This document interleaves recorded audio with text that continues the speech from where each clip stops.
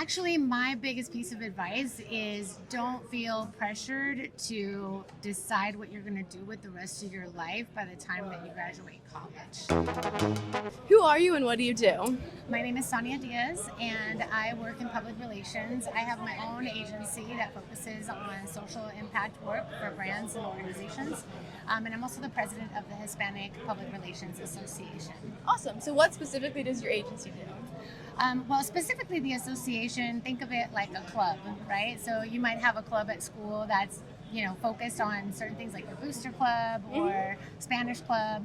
The Hispanic PR Association is like a club for communications professionals who either are interested in learning more about how to advance in the public relations field or want to learn more about how to engage and communicate and connect with Hispanic audiences and communities. Very cool. And what do you specifically do?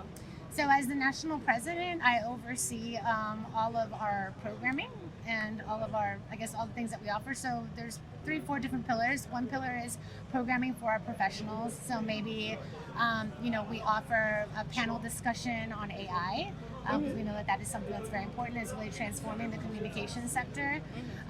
We also do networking opportunities where they can meet other professionals, they can meet other leaders, folks from other brands.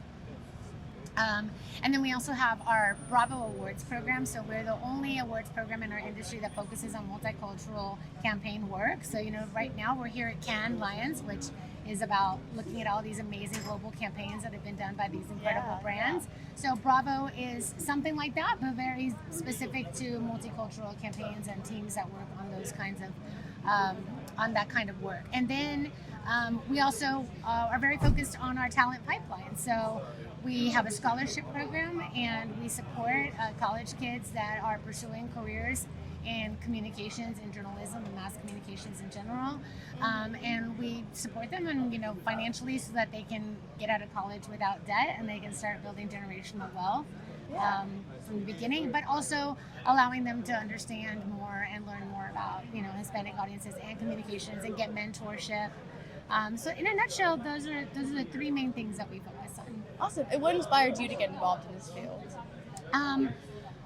Honestly, I was in college and I was going to be a Spanish teacher. And then somewhere along the way, I felt like, let me see if I can explore some other things while I'm here. And then I thought maybe I wanted to get into radio because I'm really opinionated. So I thought, well, that would be a really great way to use my voice.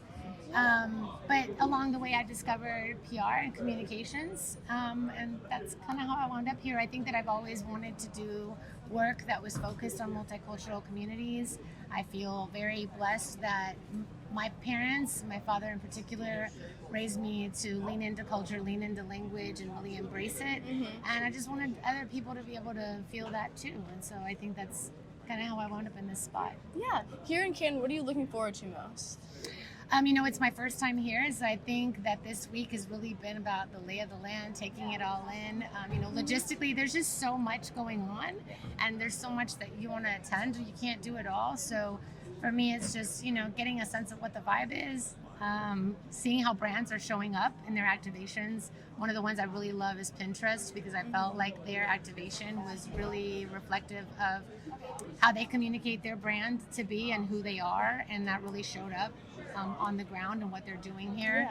And then also just listen to some leaders in my space. Sometimes we get so caught up in the things that we're doing that we don't have enough access. And so being able to meet with CMOs and CEOs and some reporters and journalists and kind of listen to what they feel are like the trends that are coming and their aspect or their angle on some things was very refreshing, and it makes me feel, kind of revitalized, ready to get back and get some work done. Yeah, that's so awesome. And finally, what advice would you give to teenagers today?